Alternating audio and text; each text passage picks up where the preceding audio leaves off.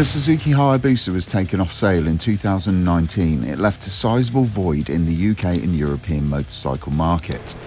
There were other options on offer. Kawasaki's ZZR 1400 still had another year left to live, although there was a new kid on the block called the Kawasaki H2 SX, and it was just getting its supercharged teeth into the market. Now, with the ZZR being sadly discontinued, the Kawasaki H2 SX flew solo in the high-speed 200 bhp sports touring segment.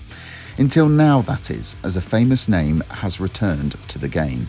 The return of the Hayabusa was one of the worst-kept secrets in the global motorcycle industry, with painted images and leaked pictures charting the bike's phoenix-like rise from the ashes in minute detail. Now there are two options for those that need to shrink continents, chase the horizon and go further and faster than anything else on two wheels. Here's our take on the two bikes and the pros and cons of each machine. Stock and standard, the Busa will set you back £16,499 and £177.63 a month on a PCP. That's based on a £3,000 deposit and 4,000 miles a year.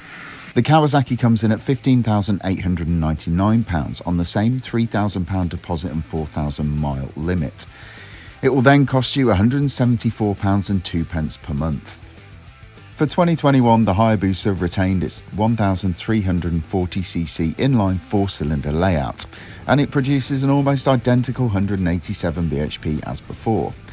Instead of chasing otherworldly power figures, Suzuki focused on making the new bike more efficient, cleaner and more rideable in the real world. The torque is faultlessly smooth from tick over to the red line, and the big bore Busa builds speed like only a bike of this type can. In an age of overzealous emissions laws, it was nice to have a bike to ride that didn't feel hog-tied by regulations. The Suzuki feels really free-breathing, super smooth and above all, ballistically fast. With its forced induction 998cc engine producing 197 bhp, the H2 SX is bang on the money as a bona fide challenger to the venerable Hayabusa. That said, it builds its speed and delivers its power and torque in a totally different way to the Suzuki. Accelerating the bike is really like nothing else on two wheels, and it gives the sensation that you have the same amount of power and torque at 1200 RPM as you do at 12,000. Riding it is the closest feeling you can get to accelerating on a high-spec electric sports bike, just without the power tailing off at 70 mph and above.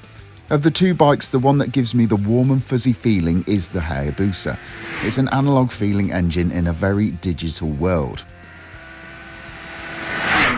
We aren't disputing that the H2's supercharged unit isn't impressive. It's light, compact and packs an almighty punch. But to lifelong fans of big capacity bikes, the boosted formula might not light the same fire inside. The Hayabusa has always been the bike of choice for those that wanted the speed and dynamics of a sports bike and the stability and comfort of a continent crossing monster. For 2021, the Suzuki is blessed with stunning mid-corner poise and balance and is seemingly unflappable in high and low speed corners. The suspension on the bike is classy, soaking up bumps and potholes and never feeling overly soft or wallowy. On the launch of the 2021 machine, Suzuki had lined up a late afternoon treat in the form of a 1200 metre runway to play on. Even nudging an indicated 177 mph, the Suzuki remains totally stable, with the mammoth Brembo stoppers easily hauling the bike up well within the runway's limits. The Kawasaki, on the other hand, is sharper and a more point and squirt bike to ride on the road. It feels more lively and slightly more eager to drop into turns. It's no less stable at speed either, although having only ridden one on the road, I'm not in a place to compare the stability to the Hayabusas at 150 miles an hour or over. Honest ossifer. On the launch of the Hayabusa, it took about an hour for me to see a possible fly in the ointment. For my 5'7" frame, the ergonomics had me reaching out for the bars, loading my shoulders and my wrists. I also found that the seat was fairly hard, and it caused me to shift around the saddle searching for the sweet spot. The Kawasaki is a more comfortable tail. The more compact feeling cockpit enabled me to hold a more upright riding position, while the seat is more contoured and generously padded.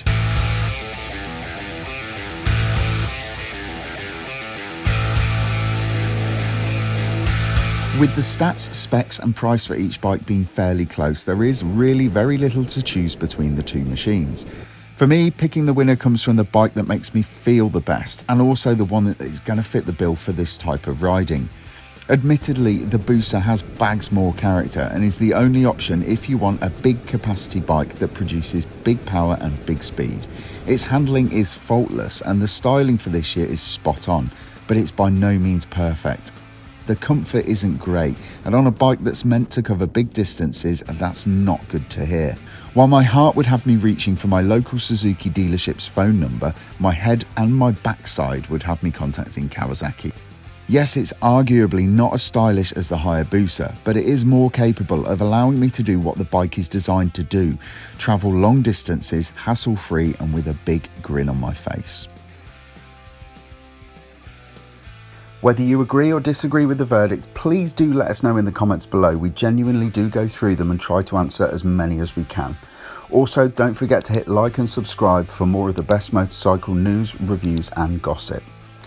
Don't forget to let us know which bikes you want to see in our next head-to-head contest.